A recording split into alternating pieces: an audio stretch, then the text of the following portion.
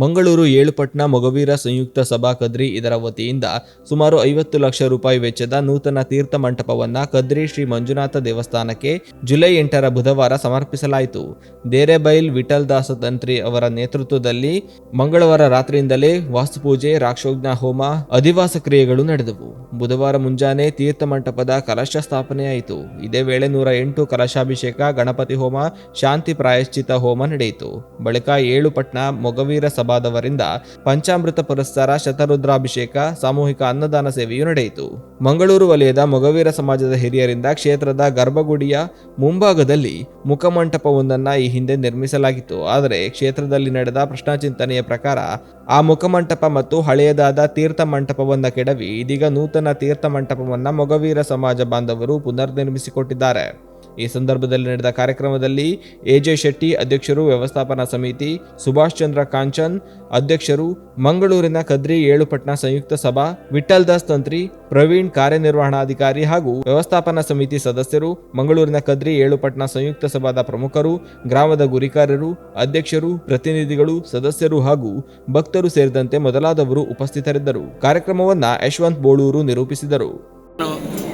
ಕೃಷ್ಣಾಡಿಗ ಕದ್ರಿ ಅಂತ ಸಹಾಯಕ ಅರ್ಚಕರು ಇಲ್ಲಿ ಮುಖ್ಯವಾಗಿ ದೇರೆಬೈಲ್ ವಿಠಲ್ ದಾಸ್ ತಂತ್ರಿಗಳ ನೇತೃತ್ವದಲ್ಲಿ ಮಹಾರಾಜರ ಆಶೀರ್ವಾದದಿಂದ ಏಳುಪಟ್ಟಣ ಮೊಗವೀರ ಸಮಾಜ ಬಾಂಧವರು ಎಲ್ಲ ಒಟ್ಟು ಸೇರಿಕೊಂಡು ಕಾರ್ಯನಿರ್ವಹಣಾ ಅಧಿಕಾರಿಗಳು, ಅದೇ ರೀತಿಯಾಗಿ ಎಜೆ ಶೆಟ್ಟರ್ ನೇತೃತ್ವದ ವ್ಯವಸ್ಥಾಪನಾ ಸಮಿತಿ ಸದಸ್ಯರೆಲ್ಲ ಸೇರಿ ಎಲ್ಲ ಸಮಿತಿ ಸದಸ್ಯರ ಒಂದು ಒಮ್ಮತವಾದಂತಹ ನಿರ್ಧಾರದಿಂದ ಹಳೆಯದಾದಂತಹ ತೀರ್ಥ ಮಂಟಪವನ್ನು ತೆಗೆದು ಶಿಲಾಮಯವಾದಂತಹ ಸಂಪೂರ್ಣವಾಗಿ ಶಿಲಾಮಯ, ಅದಕ್ಕೆ ತಾಮ್ರದ ಹೊದಿಕೆ, ಪುನಃ ಬೆಳ್ಳಿಯ ಕಲಶ, ಇದನ್ನು ಸಂಪೂರ್ಣವಾದಂತಹ ಖರ್ಚು ವೆಚ್ಚವನ್ನು ಏಳುಪಟ್ಟಣ ಮೊಗವೀರ ಸಮಾಜ ಬಾಂಧವರು ನಿರ್ವಹಿಸಿಕೊಟ್ಟಿದ್ದಾರೆ. ಅವಿನಾಭಾವ ಸಂಬಂಧ ಇದೆ ಮೊಗವೀರ ಸಮಾಜಕ್ಕೂ ಮಂಜುನಾಥ ಸನ್ನಿಧಾನಕ್ಕೂ.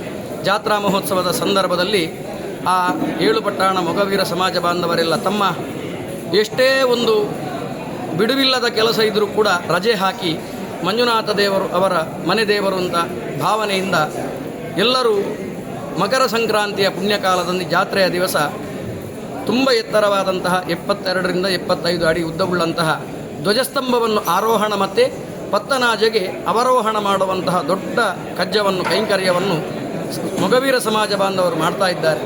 ಮುಂಚೆಯೇ ಒಂದು ಅಲ್ಲಿ ಮಂಟಪವನ್ನು ಕೊಟ್ಟಿದ್ದರು. ಆದರೆ ಅದು ವಾಸ್ತುವಿನ್ಯಾಸದ ಪ್ರಕಾರ ಗರ್ಭಗುಡಿಗೆ ತಾಗಬಾರದು, ತೀರ್ಥ ಮಂಟಪ ಒಂದೇ ಇರಬೇಕು ಅನ್ನುವಂತಹ ವಿಚಾರ ಪ್ರಶ್ನಾಚಿಂತನೆಯಲ್ಲಿ ಬಂತು. ಆ ಪ್ರಶ್ನಾಚಿಂತನೆಗೆ ಅವರನ್ನು ಕೂಡ ನಾವು ಆಮಂತ್ರಣ ಕೊಟ್ಟಿದ್ದೆವು.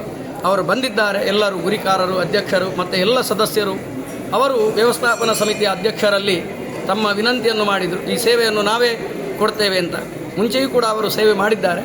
ಆದ್ದರಿಂದ ಅವರ ಸೇವೆಯನ್ನು ಚಂದದಲ್ಲಿ ಇವತ್ತು ನಿನ್ನೆ ವಾಸ್ತುಪೂಜೆ, ಅಧಿವಾಸ ಎಲ್ಲ ಮಾಡಿ ಇವತ್ತು ಸುಮುಹೂರ್ತದಲ್ಲಿ ಕಲಶ ಸ್ಥಾಪನೆ ಮಾಡಿ ತಂತ್ರಿಗಳ ನೇತೃತ್ವದಿಂದ, ವ್ಯವಸ್ಥಾಪನಾ ಸಮಿತಿ ಸದಸ್ಯರ ಸಹಕಾರದಿಂದ, ಊರಿನ ಸಮಸ್ತ ಭಕ್ತರ ಒಂದು ಸಹಾಯದಿಂದ, ಧಾರ್ಮಿಕ ದತ್ತಿ ಇಲಾಖೆಯ ಅಧಿಕಾರಿಗಳಾದಂತಹ ಆ ಪ್ರವೀಣ್ ಸರ್ನ ನೇತೃತ್ವದಲ್ಲಿ, ಎಜೆ ಶೆಟ್ಟರ ನೇತೃತ್ವದಲ್ಲಿ ಎಲ್ಲ ಕೆಲಸವನ್ನು ಈ ಹೊತ್ತಿಗೆ ಪರಮಾತ್ಮ ನಮ್ಮ ಕೈಯಲ್ಲಿ ಮಾಡಿಸಿದ್ದಾರೆ.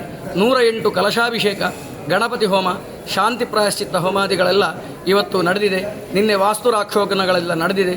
ಇನ್ನು ಏಳುಪಟ್ಟಣ ಮೊಗವೀರ ಸಮಾಜ ಬಾಂಧವರಿಂದಲೇ ಶತರುದ್ರಾಭಿಷೇಕ, ಪಂಚಾಮೃತ ಪುರಸ್ಸರ ಶತರುದ್ರಾಭಿಷೇಕ, ಸಾಮೂಹಿಕವಾದಂತಹ ಅನ್ನದಾನ ಸೇವೆ ಎಲ್ಲ ಸೇವೆಗೆ ಭಕ್ತಾದಿಗಳೆಲ್ಲ ಬಂದು ಯಾರೆಲ್ಲ ಇದರಲ್ಲಿ ಭಾಗಿಯಾಗಿದ್ದಾರೋ ಅವರು ಪುನೀತರಾಗಿದ್ದಾರೆ. ಅಂತಹ ತೀರ್ಥ ಮಂಟಪ ಅಂತ ಹೇಳಿದ್ರೆ ಮಂಜುನಾಥ ದೇವರು ಕೂತ್ಕೊಳ್ಳುವಂತಹ ಜಾಗ, ತುಲಾಭಾರ, ರಂಗಪೂಜೆ, ಶತರುದ್ರಾಭಿಷೇಕ ಎಲ್ಲ ಆಗುವಂತಹ ಪುಣ್ಯದ ಜಾಗ. ಅದನ್ನು ಅರ್ಪಿಸಿದ್ದಾಗಿದೆ. ದೇವರೆಲ್ಲರಿಗೂ ಕೂಡ ಸನ್ಮಂಗಲವನ್ನು ಒದಗಿಸಲಿ.